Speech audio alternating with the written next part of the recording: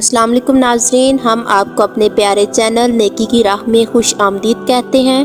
امید ہے کہ اب سب لوگ رمضان المبارک کے مہینے میں نیکیوں کی بارش سمیٹ رہے ہوں گے۔ آج ہم آپ کے لیے دلچسپ اور سبق آموز داستان لے کر حاضر ہیں۔ ہم آپ کو دو میاں بیوی کا قصہ سنائیں گے کہ کیسے انہوں نے اللہ تعالیٰ کی ذات پر بھروسہ کیا اور اللہ تعالیٰ صبر و شکر کا کیا اجر دیتا ہے۔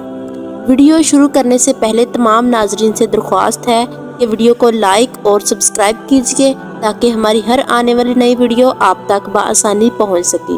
ایک دفعہ کا ذکر ہے کہ کسی شہر میں دو میاں بیوی رہتے تھے۔ وہ بہت مفلس اور غریب تھے، لیکن وہ بہت دیندار اور اللہ تعالیٰ کے شکر گزار تھے۔ وہ اللہ تعالیٰ کی ہر دی ہوئی نعمت کا شکر ادا کرتے۔ ایک مرتبہ ان کی زندگی میں ایسا مقام آیا کہ ان کے پاس کھانے کے لیے کچھ بھی موجود نہیں تھا۔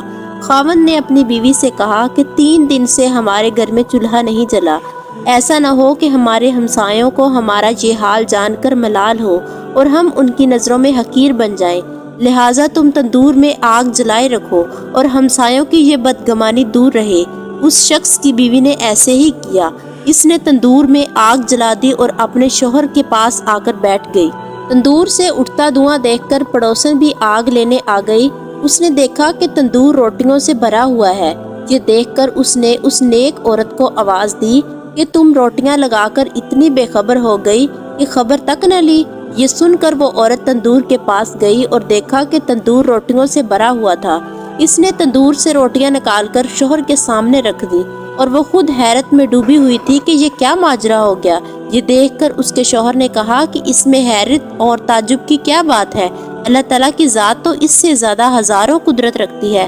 پھر دونوں میاں بیوی نے خوب پیٹ بھر کر کھانا کھایا اور کھانا کھانے کے بعد اپنے اللہ کا شکر ادا کیا جس نے انہیں اس کھانے سے نوازا۔ اس عورت نے سوچا کہ میرا شوہر اتنا ایماندار ہے اور اللہ تعالیٰ کی ذات پر اتنا بھروسہ رکھتا ہے، سب کچھ اس کی قوت ایمانی کی وجہ سے ہوا ہے۔ اس نے اپنے شوہر سے کہا کہ اللہ تعالیٰ سے دعا کیجئے کہ اللہ تعالیٰ ہمیں ایسی کوئی چیز عنایت فرما دے کہ جس سے دنیا کی روز روز کی فکر دور ہو جائے اور ہم دن رات اللہ تعالیٰ کی عبادت میں لگے رہیں۔ اس نے بیوی سے کہا کہ وہ ہمارے ہر حال سے واقف ہے، جو اللہ تعالیٰ کے نزدیک بہتر ہوتا ہے وہ وہی کرتا ہے۔ لیکن بیوی کے بے حد اسرار پر ایک دن اس شخص نے رات کے آخری لمحوں میں دعا کی کہ اے اللہ، تو ہمارے حال سے اچھی طرح واقف ہے، تیرے سامنے کسی بات کی عرض کی حاجت نہیں، لیکن مجھے میری بیوی نے مجبور کر دیا، تو چاہے تو اس کی خواہش کو پورا کر دے۔ جب وہ دعا کر رہا تھا تو طاق سے ایک ہاتھ باہر نکلا اور اس ہاتھ میں ایک چمکتا ہوا موتی نکلا جس سے پورا گھر روشن ہو گیا، پھر وہ موتی رکھ کر غائب ہو گیا۔ یہ دیکھ کر شوہر نے بیوی کو جگایا کہ اللہ کی بندی، جلدی اٹھو، اللہ نے ہمارے دل کی مراد پوری کر لی ہے۔ یہ سن کر بیوی اٹھی اور اپنے شوہر سے کہا کہ تم نے مجھے کیوں اٹھایا؟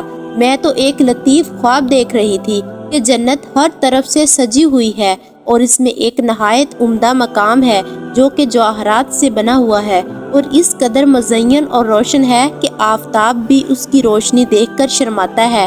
میں اس کی خوبصورتی دیکھ کر اس قدر کھوئی ہوئی تھی کہ بے ہوش ہو گئی، اور ہوش آنے پر میں نے پوچھا کہ یہ عالی شان گھر کس کو ملے گا؟ جواب آیا کہ یہ تم دونوں میاں بیوی کے لیے ہے۔ یہ سن کر میری خوشی کی انتہا نہ رہی، اور پھر میں کیا دیکھتی ہوں کہ ایک روشن موتی اس مکان سے گم ہو گیا اور مکان بدنما ہو گیا۔